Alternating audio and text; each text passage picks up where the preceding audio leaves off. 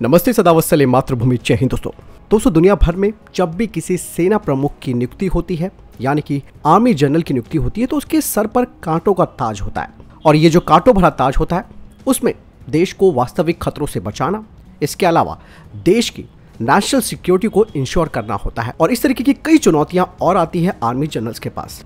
लेकिन हमारा पड़ोसी मुल्क पाकिस्तान में पाकिस्तानी जो जनरल्स होते हैं उनका जो लाइफ स्टाइल है वो जबरदस्त तरीके का माना जाता है। पाकिस्तान की सेना जबरन वसूली, इसके अलावा करप्शन और एक माफिया की भूमिका वहां पर निभाती है।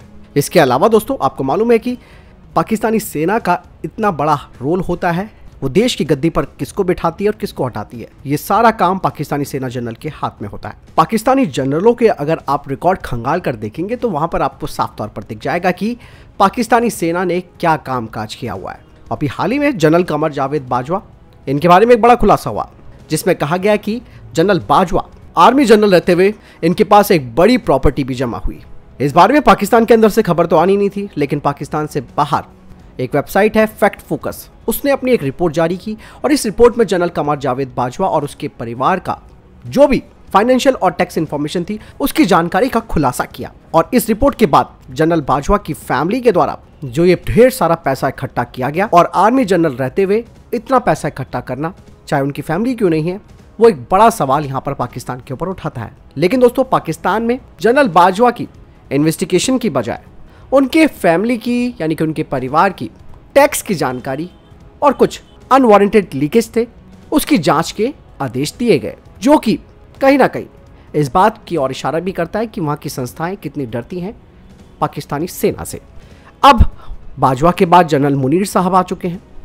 ये कुछ बदलाव करने वाले नहीं है दोस्तों, ये भी बिल्कुल उसी ट्रैक पर चलेंगे जिस पर अभी तक सारे जो आर्मी जनरल्स थे पाकिस्तान के वो चलते आए हैं। और जनरल असीम मुनीर का जो टेन्योर शुरू हुआ है उसमें भी फाइनेंशियल मिसहैंडलिंग, करप्शन, ये सारी चीजें फिर से होने वाली है। यही नहीं दोस्तों, पाकिस्तान के जनरलों ने पाकिस्तान में कई घोटाले भी किए हैं। और इसी साल की बात करें तो स्विट्जरलैंड के एक इन्वेस्टमेंट बैंकिंग जो कि रजिस्टर्ड है, वहां से डेटा भी लीक हुआ जिसमें करीबन 1400 यानी कि 1400 पाकिस्तानी नागरिकों से जुड़े 600 से ज्यादा खातों की जानकारी सामने आई। और इन खाता धारकों में, यानी कि अकाउंट होल्डर्स में, पाकिस्तान के पॉलिटिशियंस, जनरल्स, इसके अलावा रिटायर्ड आईएसआई चीफ जिनमें कि जनरल अख्तर अब्दुल रहमान खान शामिल है, उनकी सारी डिटेल खुलकर सामने आ गई। हालांकि इस तरीके का पर्दाफाश होना कोई नई बात नहीं है और ये लंबे समय से ऐसा होता आया है। एक एग्जांपल मैं आपको देना चाहूंगा कि एक पाकिस्तानी जनरल ने, जो कि पाकिस्तान से भाग गया था और अमेरिका में रहकर उसने पिज्जा हट की एक सीरीज खोल दी, ये भी कोई नई बात नहीं है। यानी दोस्तों पाकिस्तानी सेना के सबसे बड़े स्कैंडल्स में अपने ऑफिसर कैडर के लिए जमीन को वेलफेयर के नाम पर लेना और फिर उस जमीन को आगे बेच देना, यानी कि पूरी तरीके से भूमाफिया वाला जो चेहरा है वो पाकिस्तानी सेना प्रमुखों का ऐसे में सामने आता है। 27 अगस्त 2016 में पाकिस्तान का अखबार डॉन है, उसमें एक आर्टिकल छपा था जो कि लास्ट फॉर लैंड नाम के टाइटल से छपा था, जिसे कि पाकिस्तान के फ्रीलांस कॉलमिस्ट ने, जो कि पहले फॉर्मर चीफ सर्वेंट भी था, इनका नाम इरफान हुसैन है, उन्होंने यह आर्टिकल लिखा था जिसमें उन्होंने रियलिटी में पाकिस्तानी सेना का असली चेहरा सामने रखा था कि किस तरीके से जमीन को हड़पती है पाकिस्तानी सेना और पाकिस्तानी सेना की ये भूख लगातार बढ़ती जा रही है। पाकिस्तान में भी कई रिपोर्ट्स में यह दावा किया गया है कि पाकिस्तानी सेना अपने कमर्शियल इंटरेस्ट को पूरा करने के लिए सरकारी जमीन का इस्तेमाल कर रही है और पाकिस्तानी सेना ने सरकारी जमीन पर शॉपिंग मॉल, सिनेमा हॉल और मैरिज हॉल तक बनाया है। इसके अलावा पाकिस्तानी सेना के पेट्रोल पंपों से लेकर बड़े इंडस्ट्रीज में भी बड़ी बड़ी भूमिकाएं हैं। और पाकिस्तानी सेना के जो प्रमुख होते हैं, यानी कि जनरल्स होते हैं, वो इन प्रॉपर्टी से जो किराया मिलता है उससे पैसे कमाते हैं और उसके बाद उसे अपने परिवारों को आगे दे देते हैं। हालांकि पाकिस्तान में जो सुप्रीम कोर्ट है वहां पर भी कई मामले दर्ज किए गए और सेना का कमर्शियल रोल निभाने पर भी फटकार लगाई गई।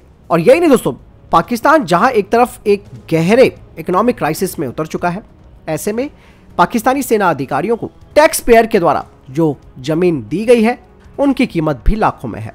पाकिस्तान भले ही दिवाला हो जाए, सड़क पर आ जाए या उनके पास बिल्कुल पैसे खत्म हो जाए, लेकिन इससे पाकिस्तानी सेना को कोई फर्क नहीं पड़ने वाला। दोस्तों एक चीज और मैं आपको बताना चाहूंगा कि अभी हाल ही में करप्शन परसेप्शन इंडेक्स यानी कि CPI 2021 में जो पाकिस्तान का रैंक है वो 180 कंट्रीज में से 140वें स्थान पर है। पाकिस्तान में सेना में भ्रष्टाचार इस कदर घुस चुका है कि ये बात अब पॉसिबल नहीं है कि नए जनरल आ जाए या फिर कोई बड़ा तगड़ा राजनीतिक नेतृत्व वहां पर आ जाए या एक स्ट्रांग पॉलिटिकल पार्टी वहां पर आ जाए। वो इस सबसे पावरफुल संस्था के कामकाज को बदल नहीं सकती। और दूसरी बात यह है कि दोस्तों, पाकिस्तान जिस तरीके से गर्त में जा रहा है, वहां पे पॉलिटिकल एस्टेब्लिशमेंट भी ठीक तरीके से नहीं है, उनकी इकोनॉमी भी गिरी पड़ी है। ऐसे में दोस्तों, जो सेना के जो टॉप जनरल्स हैं उन्हें कोई फर्क नहीं पड़ता, बल्कि वो अपनी पावर और अपने फाइनेंसेस का भरपूर मजे ले रहे हैं। ये बात अब पाकिस्तानी लोगों के समझ में आनी जरूरी है कि जिस जनरल के हाथ में देश को सुरक्षित रखा जाना है, जो पाकिस्तान की सुरक्षा के लिए बेहद जरूरी और बेहद इंपॉर्टेंट आदमी है, वही पूरी संस्था करप्शन, लैंड माफिया, न जाने किस तरीके से पूरे पाकिस्तान को बर्बाद कर रही है। ये मैसेज पाकिस्तानी लोगों के लिए भी है कि वो आवाज उठाएं और धीरे धीरे चेंज करने की कोशिश करें। आपको क्या लगता है, कमेंट सेक्शन में लिखकर जरूर बताइएगा। मिलता हूं नई वीडियो के साथ। जय हिंद, वंदे मातरम।